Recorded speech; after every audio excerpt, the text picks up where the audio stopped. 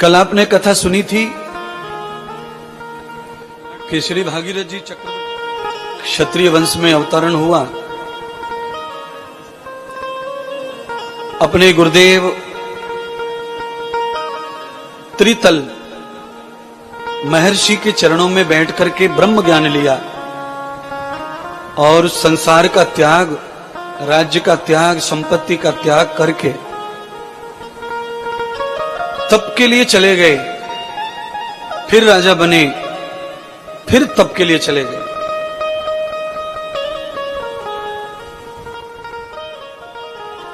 नवसहस्राणि तम पुरुषम, ये संस्कृत में ऐसा आया है। नवसहस्राणि ने कहते हैं 90,000 वर्षों के बाद भागीरथ जी को गंगा लाने में यश प्राप्त हुआ। भागीरथ के पूर्वज हैं सगर। राजा सगर के पुत्रों को महर्षि कपिल ने भस्म कर दिया था श्राप देकर।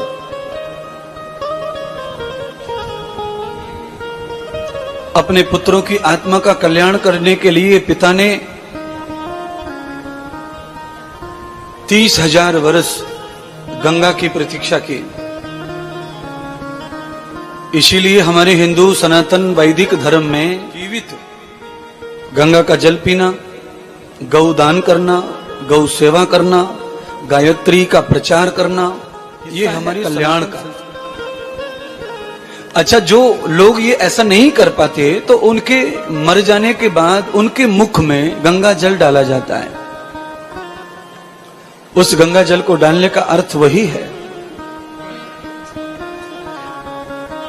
राजा सगर के 60,000 मुक्ति प्राप्त नहीं हुई। महर्षि कपिल के श्राप के कारण उसके बाद महाराज अंशुमन, उन्होंने भी 30,000 वर्ष तक अपने पितरों का कल्याण करने के लिए गंगा मैया से प्रार्थना की। 30,000 वर्ष इतने ज्यादा होते हैं कि हम सोच भी नहीं सकते। इतना कितने बार जन्म लिया होगा महाराज, 30,000 साल। और पिछले जन्म को याद रखना, फिर उसी पे रिपीट काम करना, फिर याद रखना, फिर मरना, फिर जन्म लेना, ये अद्भुत व्यक्तियों के काम है महाराज। पिछले जन्मों का याद रखना ही कठिन है और इतने हजारों वर्षों तक कैसे तपस्या करें, कैसे जिए, कैसे। महर्षि व्यास कहते हैं कि 90,000 वर्षों के बाद भागीरथ जी को फल प्राप्त हुआ।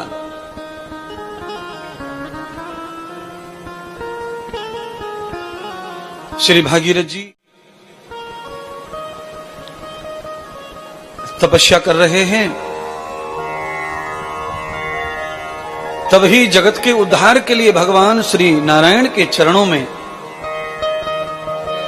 गंगा का वास बताया है। जो निराकार गंगा है वो भगवान विष्णु के चरणों में रहती हैं, जो दिखाई देती नहीं है।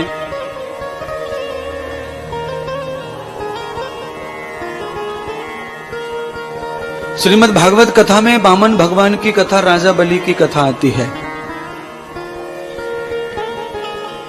राजा बलि ने भगवान को जब दान दिया तो भगवान ने एक पैर में सारी धरती को खत्म कर दिया।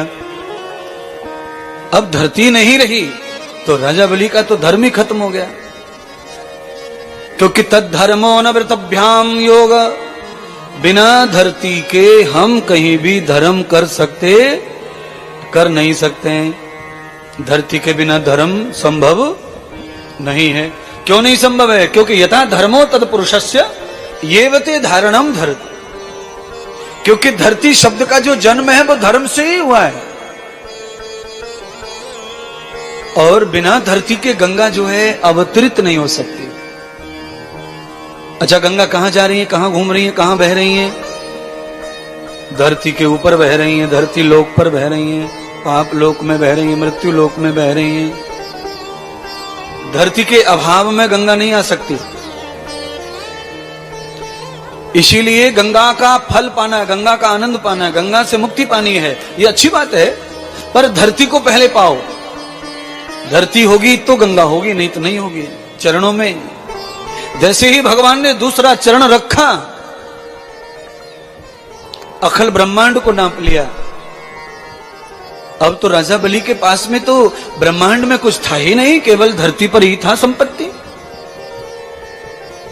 राजा बलि दानी थे, इतने धनवान नहीं थे कि उनका चंद्रमा पे, मंगल पे, वहां पे लौटो, वहां पे लौटो, ऐसा नाटक नहीं था उनके पास।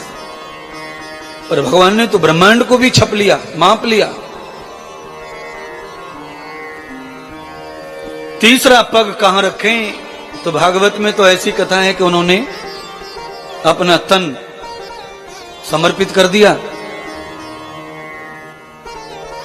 और भगवान ने चरण रख दिया। तो जिस समय परमात्मा ने चरण, तीसरा चरण जब रखा राजा बलि और उनकी पत्नी के शीश पर, सिर पर, तब गंगा मैया प्रकट हुई थी।